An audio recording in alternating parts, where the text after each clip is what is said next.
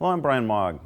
You know, as you teach a lot of golfers, you tend to ask questions right off the bat, and the comments that you're looking for answers for come back to, well, I'm good with my driver, but not my wedge.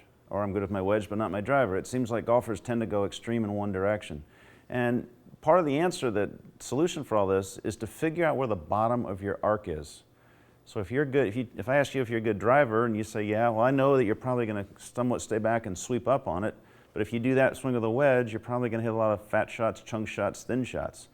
Opposite, if you tell me you're a great wedge player, you probably hit down on it pretty good, but you don't want to hit down on it with a driver. So let me show you a couple of drills you can do to improve each part of your game and become both a good wedge and a good driver. So when you go to hit some wedge shots, you know, if you're struggling with that part of the game and you feel like you're fatting it, you're thinning it, you're catching the ball at the ground a little too early, good drill to do is go ahead and pull a ball in, put it in play, and I grabbed an extra glove. You could grab a small towel, head cover maybe a little too big, but just place it a few inches, maybe up to 12 inches behind the ball. When you go to hit your shot, got my wedge, when you go to hit your shot, you just got to make sure you get above the grip, above the glove on the ground.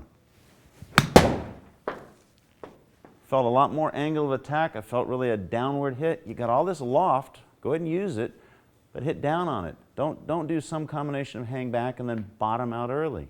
Now, opposite is you go to a driver. Now a driver's got, you know, 9 or 10 degrees of loft, really not much. So when you get your driver out, the last thing you want to do is hit down on it. You want to hit up on it.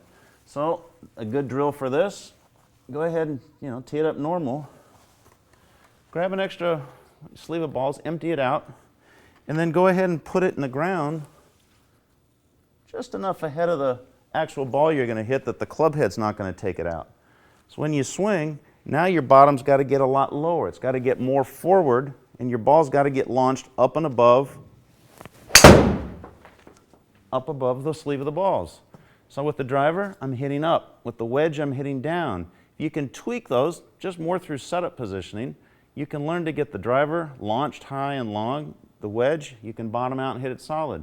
You put those together, you get a strength in your wedge and your driver, scores are going to go way down.